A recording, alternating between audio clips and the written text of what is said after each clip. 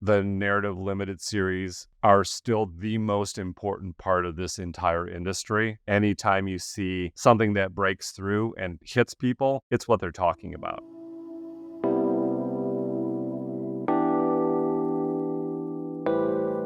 This is Podcast Perspectives, a show about the latest news in the podcast industry and the people behind it. I'm your host, Jeff Umbro, founder and CEO of the Podglomerate. Today, I'm speaking with Jason Hoch, who is the CEO and the Chief Creative Officer of Wavland. He's also the creative force behind many beloved podcast series, including Atlanta Monster, The Agent, and Boomtown, which is going to be a TV show with Billy Bob Thornton made by Taylor Sheridan. In this episode, we'll discuss the anatomy of a podcast hit, what he considers valuable in podcasting today, and how he promotes his projects. Let's get to the interview.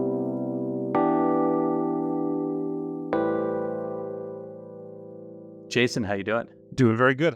I am excited to speak with you today because you have helped create some of the most iconic brands and podcasts out there. I have to start by asking you about your time at the WWE and how does podcasting relate to wrestling? I ran the digital team at WWE, and so we were innovating across video, audio, et cetera, et cetera. And part of this was actually getting the talent engaged in a way that they felt comfortable knowing what to do on social media or how to do kind of a TikTok style video before there was a TikTok. And so we were, as Vince McMahon used to say, we want you to innovate, but we don't want you to be first. Be right close to there, but don't be first because we're not sure where this is going. And so we were pushing ourselves and we were pushing the talent to kind of figure this out and take a leadership position without trying to do everything all the time. I've been in the media space for 25 years and I always cared about content. So I had two different stints at HowStuffWorks. One of those stints we were acquired by Discovery Channel, TLC, et cetera. And kind of that evolution of always staying close to content and the expressions of content is kind of the deep-seated connection that matters to me. So I've been in tech, I've been doing lots of different roles, but it's about how we tell stories across those mediums and across those brands that matter to me. So that was always my through line. And so that's how, in fact, WWE and podcasting and kind of all this crazy journey I've been on, this is how it all stitches together. I have many reasons why I wanted to talk to you today on this show, but the main one is that you've recently launched a new company called Wavland, and you've released, as far as I'm aware, 2 shows so far under that umbrella. Both of them have been at the top of the charts. And I just started thinking about it and Googled your name a little bit and went back into your portfolio, and every show that you work on has the anatomy of a hit, is a hit. Hits the top of the charts, gets millions of downloads. I want to talk about what really makes a podcast hit. And there's a lot of elements to that. But I want to start by asking you, what was the first big show that you worked on that you would consider a hit? What was the moment that you knew that it was a hit?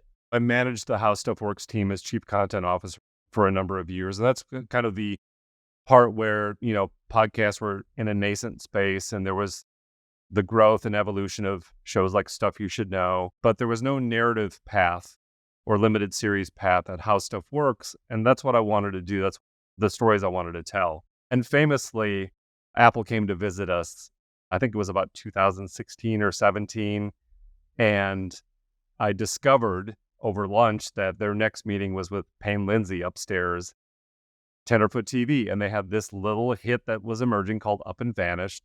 And so I reached out to Payne afterwards, and we just kind of looked at each other and said, Wayne Williams, Atlanta Child Murders, let's call it Atlanta Monster, let's do it. And that became this, frankly, monster hit. It was so incredible to be able to collaborate with Payne and kind of get to know him. He's a longtime friend of mine since then. But it was this big, bold story that has been sitting in the public view for so long. But in Atlanta, in Georgia, we kind of like to bury our past. And so it's been sitting there and no one was telling the story. And we said, let's just go for it. It's in our backyard. And as you know, we had Wayne Williams on the series. We heard from this guy in prison. And it was just this wonderful exploration that was just, like I said, an absolute monster hit. We did that. And of course, you're addicted. let's go, let's do this. And I think I still take a lot from that initial series. It was not structured. It was seat of our pants. Sometimes we would walk into a week and not have anything ready for an episode, like literally nothing. It just taught us like we have to talk to the right people. We have to tell the stories. We've got to go into danger. We've got to do all these things and kind of combine that with really good storytelling, really authentic, kind of time and place. And then we scored it. We wanted this to be not cookie cutter. So the music was just as much a part of this as anything.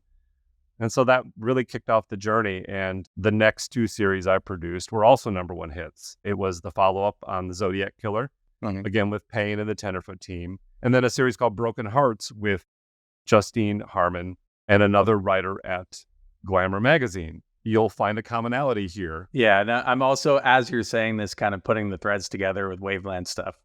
Yeah, I love working with people over and over again that have a gift, they have a talent, they're smart as a journalist, a writer, someone that'll knock on doors.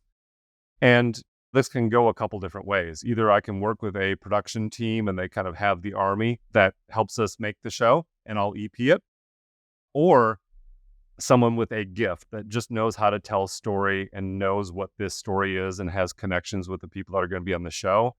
I call it wrapping my arms around that process and surrounding them with all the right elements to make a podcast, because I just don't think you need to have ever done a podcast to be a podcast star. What you need is that gift in storytelling. And so that's who I look for. I look for people who they have that kind of instinct. There's another person, Wes Ferguson, who I've worked on a couple series. We did Standoff together, and we did another series called Deviltown.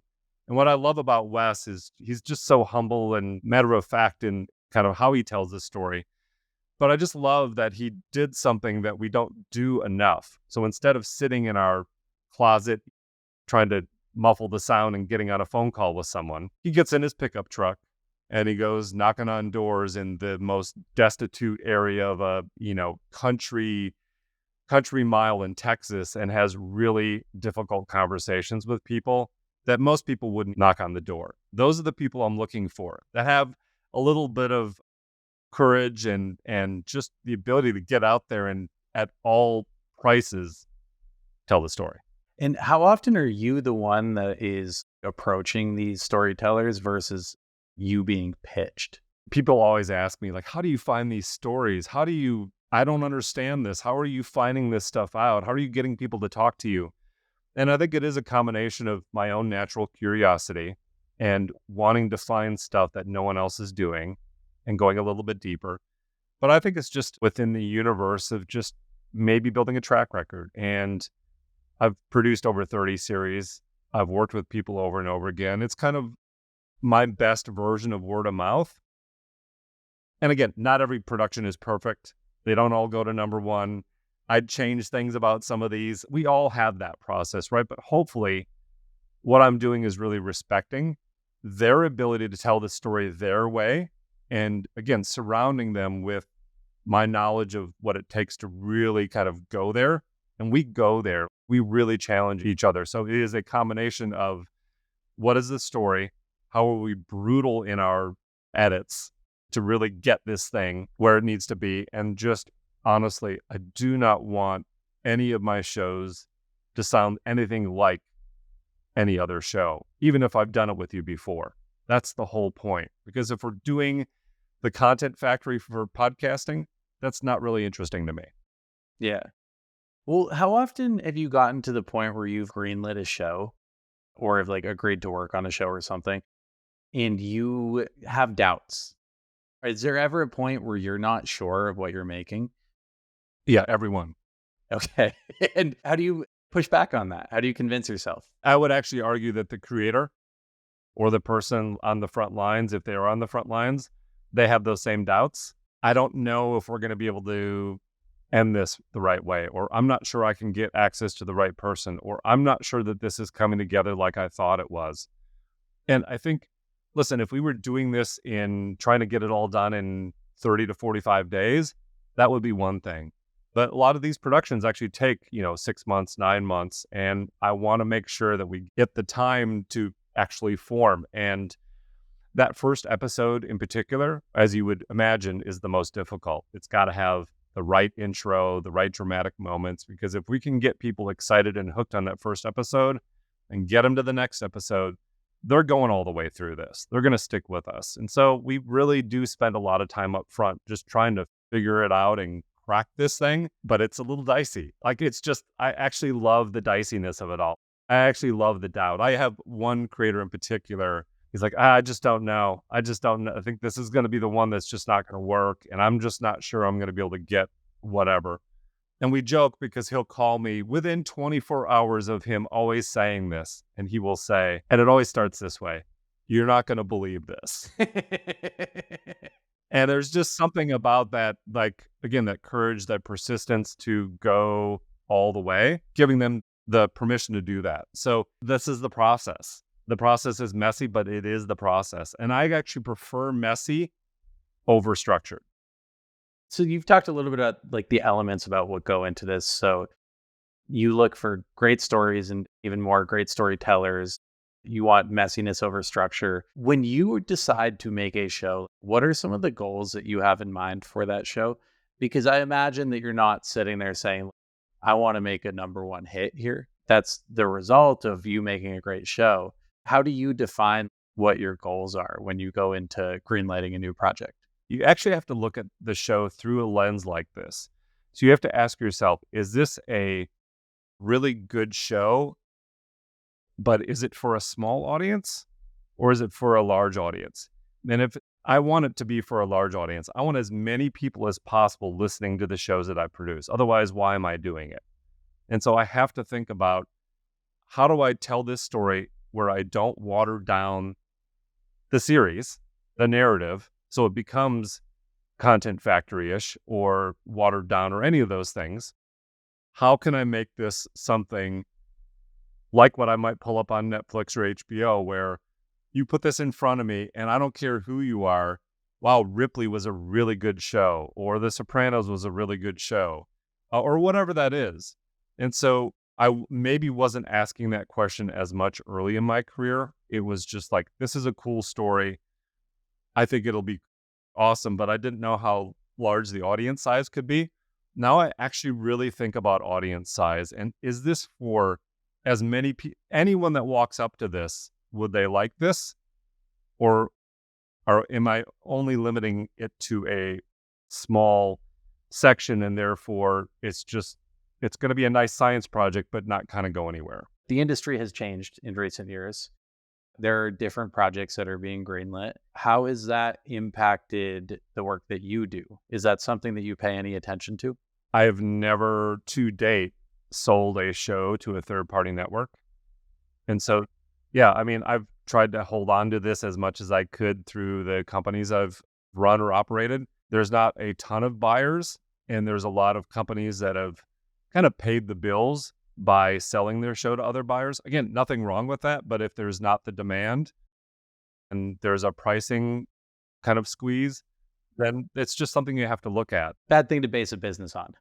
Yeah, and when I set up a show, we do think about derivatives.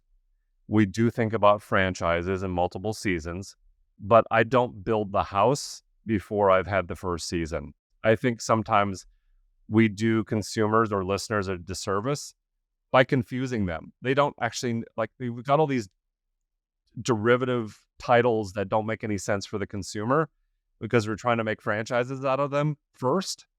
And I don't even know, I'm not going to name names, but listen, everyone has their own way of doing it.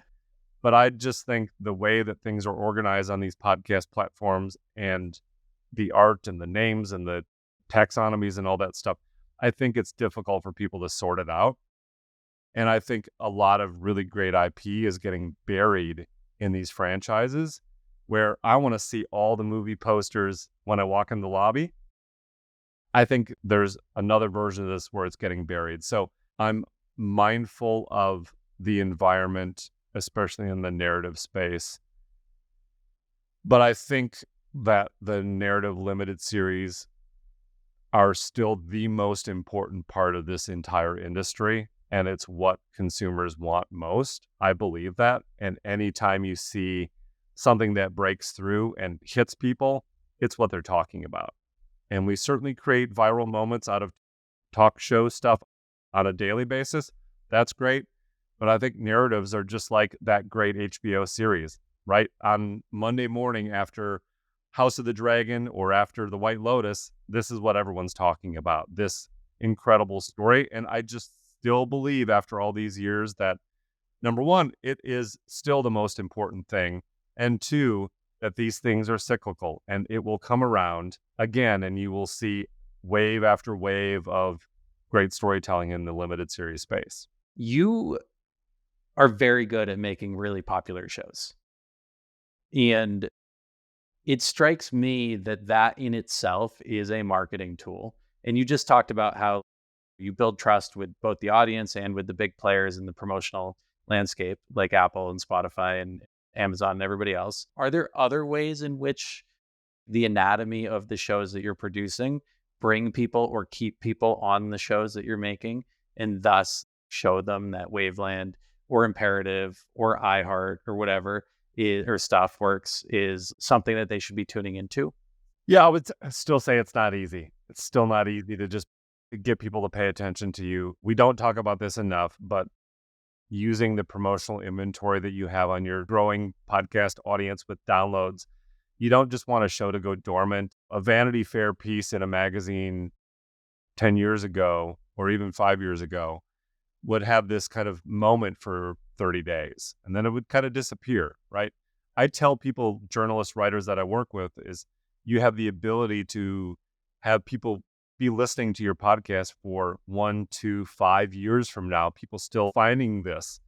And so the audience doesn't go to zero. It, of course, does tail off after the series wraps, but there's a built-in audience that are followers. So we have to talk to that audience on a frequent basis and remind them of other shows and not let it go dormant. So cross-promotional inventory, episode drops or trailer drops are the two most effective ways to move audiences who already care about podcasts.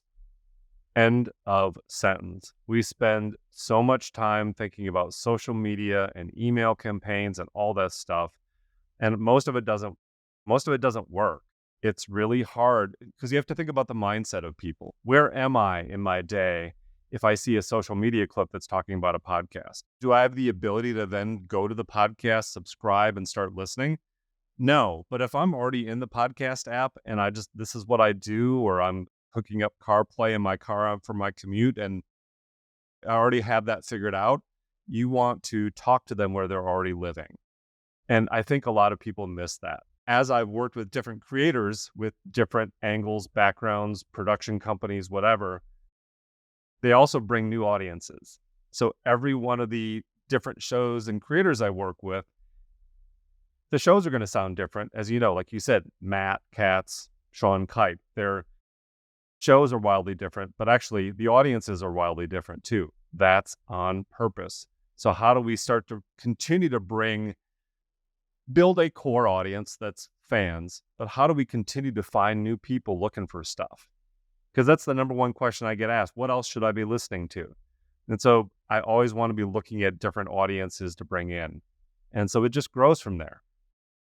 So you have talked a few times on this interview about how you're looking at like derivative IP with the properties that you're creating. I'd like to start with just hearing about what does that process look like? Because it's not an overnight thing. You make a show, somebody comes to you, asks to turn it into a TV show. Like, what happens next? Yeah, I'm actually going through this on multiple phases right now. I was actually out in, of all places, West Texas last week. I flew into Dallas-Fort Worth and was an hour outside in Jacksboro, Texas. And the reason I was there is Boomtown, the podcast, is being adapted into a television series called Landman, which is being created by, of all people, Taylor Sheridan for Paramount Plus. It stars Billy Bob Thornton, Demi Moore, John Hamm, Andy Garcia, Michael Pena, and a really wonderful cast. So it's incredible. I was there on set, and it took us a while. It took us a number of years with the COVID delays and the writer's strike, but it's been worth it. And I am so excited for this to happen. And it just doesn't happen overnight. But I love that Taylor Sheridan and the Paramount team believed in the story and the process. They understood the connection. And it is not traditionally a New York or LA story. It's a middle of the country story and a kind of untold story. It mixes the wildcatters in the oil fields with Friday Night Lights and kind of all kinds of family drama. It's kind of the best thing that you think of when you think of Yellowstone or anything else that Taylor Sheridan does. And what I also love, because I manage so many different projects at the same time, I kind of model myself after Taylor Sheridan in his work ethic in terms of what he does, but also the quality that he puts out. So I admire that. That's a really cool thing that I've connected, kind of just looking at him in the industry, in the television industry. So that's awesome. It took a while, but I think ultimately editing worth doing is worth the wait. And how involved in that process are you? I'm an EP, non-writing EP, so I get some check-ins. But Christian Wallace, who is the writer and journalist on the story, it's kind of his story as a former wildcatter and Texas Monthly Reporter. It's his story told his way. And so he has been on the set every single day. He helped co-create it with Taylor Sheridan. And I'm so happy for Christian because it's his story, his family's story, kind of shot through this oil boom and bust. And I love that. And it's about trusting people to take your vision and making it something bigger, but you just never throw it over the wall and turn on the TV and see, oh, look, they nailed it. It's a collaborative process, but each time it's a little bit different. Again, I love that it's different every time. What year was HowStuffWorks acquired by iHeart? 2017 or 2018. That was kind of one of the peaks in this whole peaks and valley ebb and flow side of the industry that we're talking about. Do you have any different opinions or thoughts as to where we were at the time? Different things we maybe should have been paying attention to? Much like the early .com days, it was kind of, boy, these podcasts can be hard to create and you can't just snap your fingers and have them overnight. How do you do roll-ups? How do you acquire assets? How do you get bigger? Because unlike website CPMs, which now they're in the bottom of the barrel, you're lucky to get 75 cents or 25 cents for a banner, right? Actually, podcasts sell. Actually, there's no fraud involved. Actually, if we can get more audience, we know we can sell it.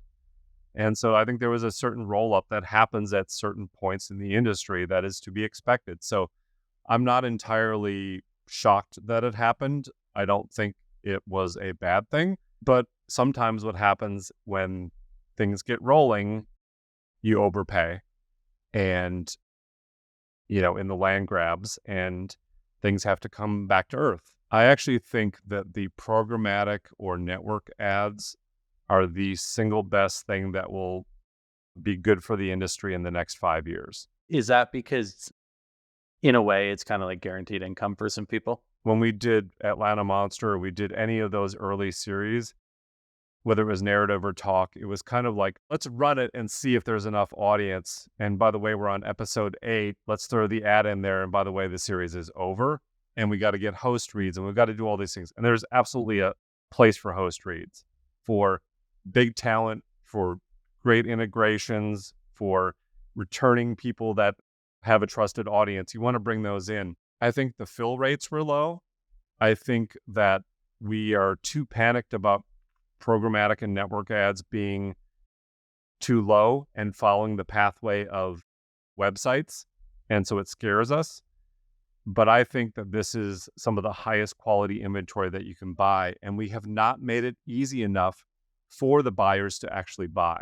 And so I've talked kind of off the record with some executives at some of the biggest platforms about what's happening. And they've confirmed my suspicion, which is most of the platforms have bought an ad serving network that allows them to do the targeting and the dynamic ad insertion across a slate of huge amount of shows. And so they're able to, instead of going to brand X and saying, could you buy this show? And, it'll be good and we'll promise you 1 million downloads. Well, they've been burned before because it didn't hit 1 million downloads. Yes, and that actually hurt the industry. So what's actually, I think, good is they can say, I'll give you this show as our anchor. And if you're looking for females 18 to 34, I'm going to give you part of the package you need to buy for your $5 million spend, which now you could actually spend $5 million on audio. You need to buy these 18 shows at various levels. They're going to hit your demo. You're going to get one big one, 3 medium-sized ones, 12 super targeted but small ones. And we're going to be able to absolutely fulfill the campaign. And it just takes the pressure off each of those shows. And so the fill rate's going up. The CPM is holding steady. And it's not just all programmatic, but actually network buying combined with ad serving technology and targeting from the major platforms that is taking a lot of the pressure off. And I think that is the future. I just don't hear enough people talking about this.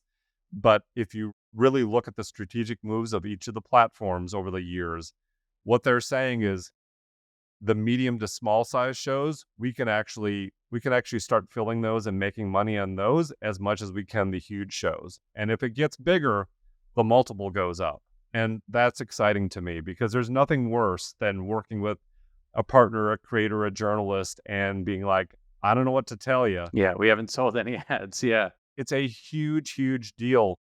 I'm telling you, for agencies and buyers to be able to say, this is who I'm looking to target, help me get there and have a collection of shows that I can buy against and get all these great metrics is incredible.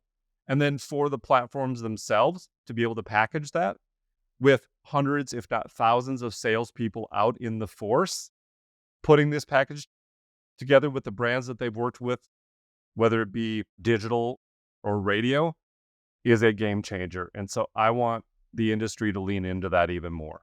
I've been an advocate for programmatic forever, and to many people's chagrin. But yeah, I mean, with everything else, there's a right and a wrong way to do it. But programmatic is different than network, is different than what I'm talking about here. To actually have the levels that say host read, kind of big brand network buy across multiple shows, and have programmatic, which programmatic is like, it's your backfill and then your backfill. It's this layer in between that we've been missing that makes it easier for brands to buy and better for platforms to be able to monetize and increase our fill rate. Yeah, and that's a great distinction. So for example, on behalf of a client, we just bought on the Ringer podcast network from Spotify. And we had Bill Simmons do the read. And then we also ran that on half a dozen shows within the Ringer network. So there's the brand affinity. There's the Bill Simmons connection. It was a good ad that was a relevant fit for that audience. Yeah. But we couldn't hit the threshold that we wanted to on just the BS podcast. So that's an example of this at work. So think about that when you've got a narrative series where you're starting from zero, right? And you, of course, need to move audiences in there. So you've got to be able to leverage sometimes like talk and narrative series together too, or a series of talk shows in the podcast space. And it's all about bundling. It's all about packaging. It's all about targeting. I feel like we now have all those tools. So let's get after it because the audience is not slowing down. And that's the other positive part is like the audience continues to grow. They continue to be hungry. We're going to continue to have new taxonomies or new kind of splits in the demos that we can target. And I think there's going to be more brands that understand, wow, this is actually really powerful and effective. And I actually know how to buy. Yeah. I actually know how to buy what I'm looking for. I can't wait for that day. We've been creeping closer to that all the time. And we see it in a lot of our sales too. I'm simultaneously seeing that their brands are getting a lot more picky because they are learning what's working and what's not. It's harder for people to sell, but when they crack the code, it's just more effective, which is great. That's just the evolution of media. So it is. Well, Jason, thank you so much. I am so excited to listen to the next shows that you put out. Before we go, what is your favorite podcast right now? Like what should we be paying attention to? I listen to Conan. I listen to Smartless. I listen to Bill Simmons as my counter to what I listen to every day.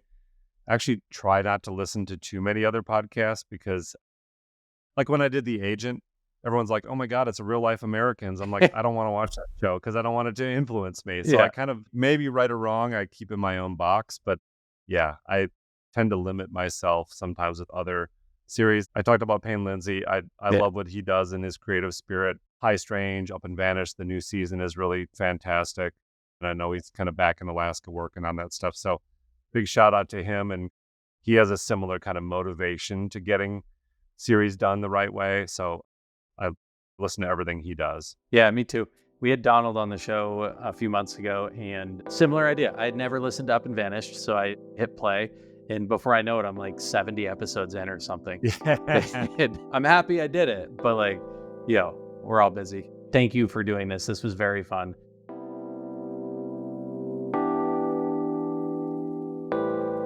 Thank you so much to Jason for joining us. You can find him online at Jason Hoch, Hoch, on LinkedIn or Twitter, or you can check out wavland.media, wavland.media. For more podcast-related news, info, and takes, you can follow me on Twitter at Jeff Umbro. Podcast Perspectives is a production of the Podglomerate.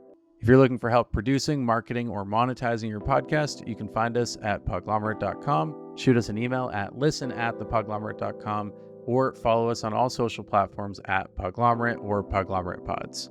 This episode was produced by Caitlin Bogucki, Chris Boniello, and myself, Jeff Umbro. This episode was edited and mixed by Jose Roman.